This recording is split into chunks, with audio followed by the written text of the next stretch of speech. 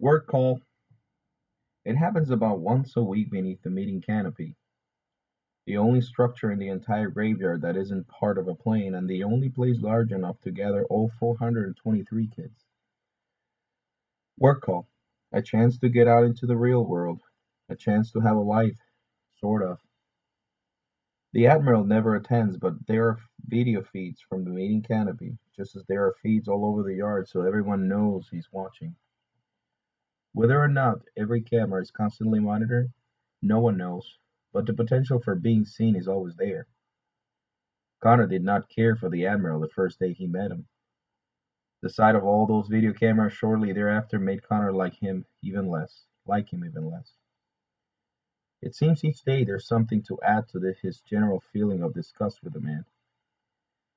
Amp leads the work call meeting with his megaphone and clipboard. A man in Oregon needs a team of 5 to clear cut a few acres of forest, Amp announces.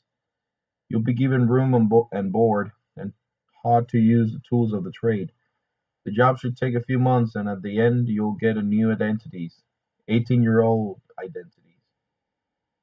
Am doesn't let them know the salary because there's none. The Admiral gets paid, though. He gets paid a purchase price. Any takers? There are always takers. Sure enough, more than a dozen hands go up. 16-year-olds mostly. 17s are too close to 18 to make it worth their while, and younger kids are too intimidated by the prospect. Report to the Admiral after this meeting. He'll make the final decision as to who goes.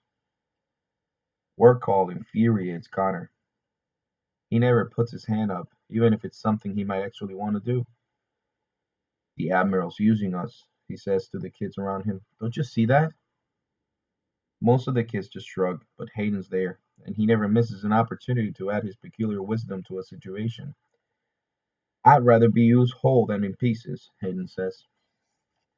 Amp looks at his clipboard and holds up the megaphone again.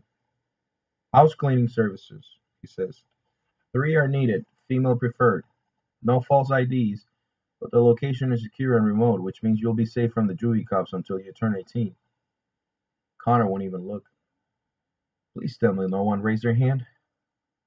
About 6 girls, all 17 years old, it looks like, says Hayden. I guess no one wants to be a house girl for more than a year. This place isn't a refuge. It's a slave market. Why doesn't anyone see that? Who says they don't see it? It's just that unwinding makes slavery look good. It's always the lesser of two evils. I don't see why there have to be any evils at all. As the meeting breaks up, Connor feels a hand on his shoulder. He thinks it must be a friend, but it's not, it's Roland. It's such a surprise it takes Connor a moment before he reacts. He shakes Roland's hand off. Something you want?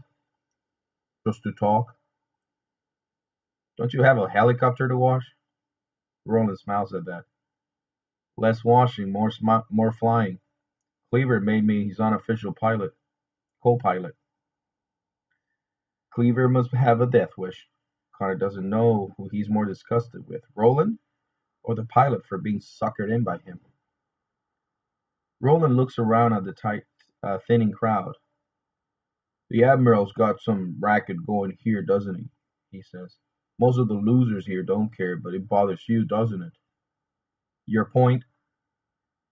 So you're not the only one who thinks the Admiral needs some restraining or retraining. Connor doesn't like where this is going. What I think of the Admiral is my business. Of course it is. Have you seen his teeth, by the way? What about them? Pretty obvious that they're not his. I hear he keeps a picture of the kid he got them from in his office.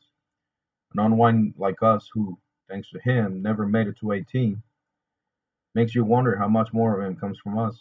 Makes you wonder if there's anything left of the original Admiral at all.